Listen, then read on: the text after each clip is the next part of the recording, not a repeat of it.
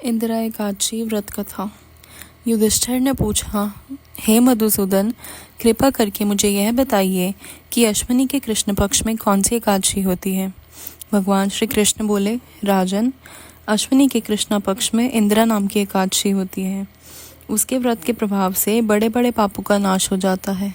नीच योनि में पड़े हुए पितरों को भी यह एकादशी सद्गति देने वाली है। राजन, पूर्व काल की बात है, सतयुग में इंद्रसेन नाम से विख्यात एक राजकुमार थे, जो महिष्मतीपुरी के राजा होकर धर्म पूर्वक प्रजा का पालन करते थे। उनका यश सब और फैल चुका था।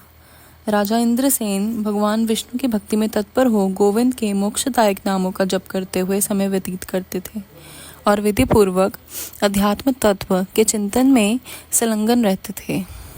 एक दिन राजा राजसभा में सुखपूर्वक बैठे हुए थे। इतने में ही देवा ऋषि नारद आकाश से उतरकर वहां पहुंचे।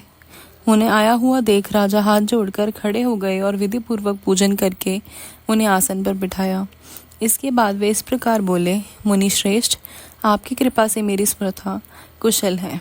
आज आपके दर्शन से मेरी संपूर्ण यज्ञ क्रियाएं सफल हो गईं। देवा ऋषि, अपने आगमन का कारण बताकर मुझ पर कृपा करें।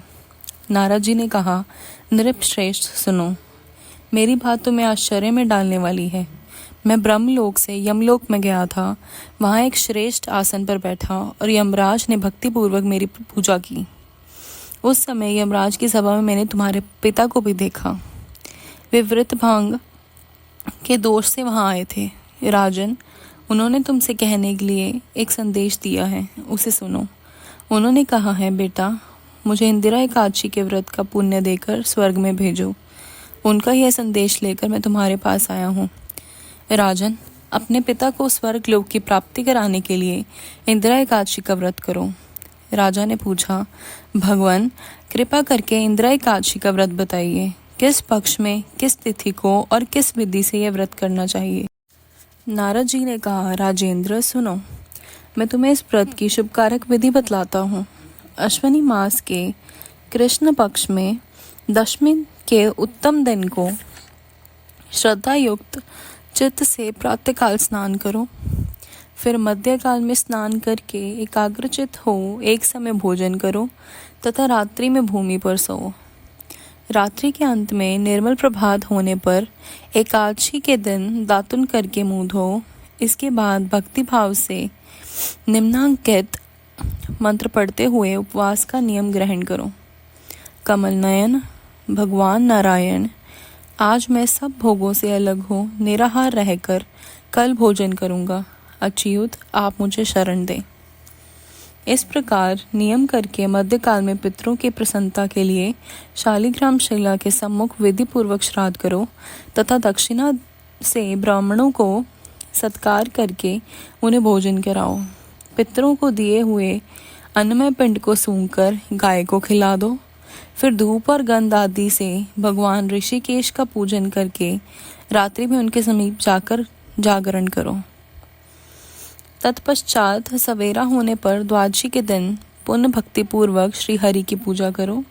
उसके बाद ब्राह्मणों को भोजन कराकर भाई बंधु नाती और पुत्र आदि के साथ स्वयं मौन होकर भोजन करो। राजन, इस विधि से आलस्य रहित होकर यह व्रत करो। इससे तुम्हारे पितृ भगवान विष्णु के वैकुंठ धाम में चले जाएंगे। भगवान श्री कृष्ण कहते हैं, राजन, राजा इंद्रसेन से ऐसा कहकर देवा ऋषि नारद अंतर्ध्यान हो गए। राजा ने उनकी बताई हुई विधि से अंतपुर की रानियों, पुत्रों और भृत्यों सहित उस उत्तम व्रत का अनुष्ठान किया। कुंती नंदन, व्रत पूर्ण होने पर आकाश से फूलों की वर्षा होने लगी।